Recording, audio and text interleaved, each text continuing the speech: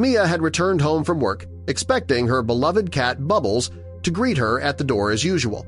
However, today was different. Bubbles was nowhere to be found. Mia's concern grew as she searched the house, calling his name louder with each passing minute. Finally, she discovered Bubbles. When Mia picked him up, she gasped in shock. Bubbles had a greatly swollen nose, causing her to panic. Without wasting a moment, she rushed Bubbles to the vet's office. The vet carefully examined Bubbles' swollen nose and soon made an intriguing discovery. Mia had never seen this before, and it scared her greatly. Bubbles' nose had swollen up like a balloon. It looked like he had been stung by a bee or a wasp or something. But how is that possible? But before we start, smash the like button and make sure to subscribe if you haven't, and hit that notification bell so that you won't miss any new stories. Bubbles had been in the house all of today, and it was winter. There should not be any dangerous insects active right now. While Mia was worried sick, Bubbles did not really seem to know that there was something wrong. He was just acting completely like himself. Mia quickly found out that the vet was already closed for the day, which made sense as it was already 7 o'clock in the evening. Her only chance to get her cat checked out today was if she brought him to an emergency vet, and that was going to cost a pretty penny, and that was money that Mia simply did not have. Ever since her boyfriend left her, Mia has been struggling to get by. The costs of living are simply too high to pay for only one person on a low wage. So Mia now had a decision to make. Was she going to spend a large chunk of her savings to get her cat help right now? Or could she wait until tomorrow and hope that she could be helped right away then? Looking at how well her cat was still doing, she decided to go for the second option. She was going to wait it out even though she was very aware of the risks, even though Mia knew that her cat was often a drama king. For now, Mia was going to keep a very close eye on her cat for the whole night. She was not planning on sleeping and was going to live on coffee. Was it a good idea? Probably not. But there was clearly no other way in Mia's mind. Bubbles was loving it, of course. Bubbles was behaving normally through the night, sleeping, eating, playing, and cuddling. He was having the time of his life by all accounts, but Mia knew that this could not be good, and this good behavior was not convincing her to not go to the vet at all. She just hoped she was not too tired to drive to the vet. The moment the vet opened up, Mia immediately called them to ask if she could make an appointment. Luckily, the vet did not have too many appointments that day, and Mia and Bubbles could be seen in about 2 hours. Mia had also described Bubbles his strange condition to the assistant who was answering the phone that day.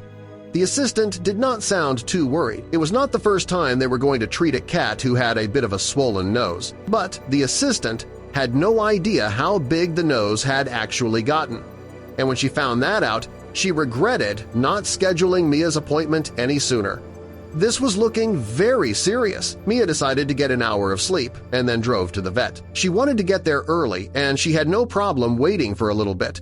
She had no idea what to expect there, but the moment she walked in with Bubbles, immediately all eyes in the room shot in her direction. The jaw of the assistant dropped to the floor. She had not expected the nose to be that big. There was clearly an aura of uncertainty in the air at that moment. The vet on call was in surgery at the moment and could not be disturbed, but the assistant did not want to just do nothing. So the moment that Bubbles tried to scratch his ear, the assistant was immediately worried he would hit his nose and put an anti-scratch collar on Bubbles. Bubbles did not like this at all and started doing anything in his power to get the collar off. And that was the last thing the assistant wanted, so she tried to pick up the cat and restrain it. Her uncertainty and panic also had an effect on Mia herself. She had gotten a lot of hope from the fact that Bubbles was acting normally, but this was taking that all away. There were a few more people also sitting in the waiting room, unsure about what they were supposed to do now. They talked amongst themselves a little bit and quickly reached an agreement that Mia could cut ahead of them. Her situation was looking a lot more serious than whatever they had come in for that day. Not long after, the vet finally walked out of his office and was greeted by the very unexpected commotion. At first, he had no idea how to make sense of it, but then he quickly got a glimpse of the size of Bubbles' his nose and knew that he had to do something quick. He made sure his previous patient and their owners were processed and invited Mia and Bubbles into the room. Bubbles was placed on the table and became a lot calmer now that the nervous assistant was not trying to forcefully restrain him. The doctor had a much more calm demeanor about him, and animals could sense such a thing. He was also not too concerned with the collar anymore, but the vet was definitely concerned with his nose. The vet asked Mia some questions, mainly trying to figure out how this could have happened. But the poor woman was completely clueless about that. She had just come home after a day of work, and her poor cat was like that. She was asking the vet what it could be, but he was not willing to give her an answer yet. In the softly lit examination room, Dr. Larson, the vet, carefully observed Bubbles, Mia's cherished cat. With practiced eyes, he noted the peculiar swelling of Bubbles' nose. Its size was notably unusual, and its reddish hue stood in stark contrast to his otherwise sleek fur. Dr. Larson gently rotated Bubbles' head from side to side, searching for any signs of trauma or insect bites, but found none. Mia, standing anxiously by, watched every move, her eyes flickering between Bubbles and the vet, seeking answers in his expression. Dr. Larson reached for a ruler and a small notebook. Methodically, he measured the swollen area, jotting down the dimensions with a clinical precision that belied his growing curiosity. As he worked, he observed Bubbles' reactions. The cat remained curiously passive, his green eyes following the room's movements but betraying no sign of distress. After completing the exam, Dr. Larson stepped back. There are no immediate signs of external injury or insect bites. The swelling is significant, but without apparent pain or distress. Mia's expression mixed relief and frustration. Her cat wasn't in visible pain, but the mystery remained. Dr. Larson recommended further investigation, though for now, no clear cause could be identified. Dr. Larson explained the next steps: blood work, X-rays, maybe an MRI. As he listed the tests, Mia's heart sank. She knew these would offer answers, but at a steep cost. Back home, Mia sat at her small kitchen table, bills and bank statements spread before her. Could she cut non-essentials? Delay buying necessities? The numbers were daunting, but her resolve deepened as Bubbles silently watched her from the windowsill. The next morning, she awoke with resolve. Looking at Bubbles, still peacefully asleep, she knew what she had to do. Picking up the phone, she called Dr. Larson's office. "I'll go ahead with the tests," she said.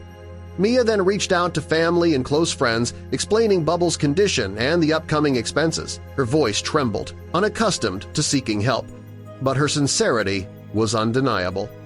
The responses she received were filled with concern and support. Their empathy began to ease the tight knot of worry in her chest. As word of Bubbles' condition spread, Mia received messages from others who had been through similar situations. Their stories offered insights, reassurance, and solidarity. In the following days, Mia felt a sense of strength she hadn't expected. The support around her formed a network of compassion, reminding her she wasn't alone. Back at Dr. Larson's office, Mia listened as he prescribed a course of anti-inflammatory medication for Bubbles. "This should help reduce the swelling and make him more comfortable," he explained. He handed her a small bottle of pills. Mia accepted it, her fingers wrapping around the cool glass, feeling both the weight of responsibility and a glimmer of hope. It was a tangible step-a-chance to bring comfort to Bubbles, even if the full mystery of his condition remained unsolved. Dr. Larson's parting advice was clear. Keep a close eye on Bubbles. Note any change, however small. Mia nodded, already planning to monitor her cat's every move with vigilance. At home, she arranged a cozy space where Bubbles could rest and be easily observed. Every stretch, purr, or shift in appetite became part of her quiet investigation. Watching Bubbles take his medication and settle into his bed, Mia felt a fleeting wave of relief. In the following days, Mia embraced patience. Each unchanged day brought both reassurance and frustration. After a few days, she noticed the swelling start to recede. Bubbles' whiskers twitched more freely, and he resumed his familiar sniffing habits. The change lifted a cloud from their home. Mia watched him explore with renewed energy, savoring the lightness of the moment. But the relief was short-lived. The swelling returned quickly, more prominent than before. Mia's heart sank as the familiar bulge reappeared. She began noticing other symptoms, brief spells of lethargy and head-shaking episodes. Bubbles sometimes acted like his normal self, other times withdrawn. These fluctuations confused and troubled Mia. She noted every inconsistency, trying to find meaning in the patterns. Her worry deepened as the condition's unpredictability continued. Determined, she contacted Dr. Larson again and reported every change. He listened closely and suggested another appointment, agreeing that Bubbles' symptoms warranted a deeper look. Motivated to help her cat, Mia started keeping an observation diary. She recorded everything: meal times, sleep patterns, times of swelling. The notes became her way of tracking Bubbles' puzzling health trajectory. Over time, patterns started to emerge. Some activities made his symptoms worse. Others seemed to soothe him. These small discoveries brought clarity, helping Mia inch closer to understanding the illness. With her detailed diary in hand, she prepared for the next vet visit. Her notes felt like clues, and she was determined to help decode Bubbles' condition. While reviewing her entries, a memory surfaced. She had introduced a new air freshener into their home weeks ago.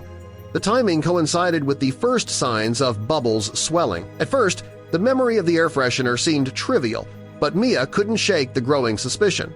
Could such a small environmental change be responsible for Bubbles' symptoms? Driven by this revelation, Mia booked another appointment with Dr. Larson. This time, she wasn't just seeking answers, she was offering one. At the clinic, she explained her theory. Dr. Larson listened closely, intrigued by the potential link. He commended Mia's detailed notes and proposed a new line of testing focused on environmental allergens. Leaving the office, Mia felt a flicker of hope. Her careful attention might finally bring clarity to the troubling mystery. During the next visit, Dr. Larson ran allergy tests using common household substances. Eventually, the results came in. Bubbles was allergic to a component found in the new air freshener. The answer, so simple and so close to home, was finally revealed. Relief washed over Mia. The condition was treatable. Yet, a twinge of guilt lingered. Her own choice had unknowingly caused Bubbles distress. But the discovery was also a turning point, and Mia resolved to be more cautious in the future. Dr. Larson laid out a clear recovery plan: medication, complete removal of the air freshener, and strategies to monitor for future allergens. Mia left the clinic determined and empowered, ready to protect Bubbles more mindfully. At home, she took swift action. The air freshener was discarded, and she combed through her household, eliminating any products that might pose similar risks. These small changes marked her dedication to Bubbles' well-being. The results were swift and heartening. The swelling receded once again, and Bubbles returned to his usual playful self. Watching him chase shadows and explore with renewed energy filled Mia with gratitude and peace. Reflecting on the ordeal, Mia came to understand how seemingly minor household changes could deeply impact a pet's health. She now viewed her home with a heightened awareness, vowing to stay vigilant for Bubbles' sake. With Bubbles fully recovered, their days returned to calm.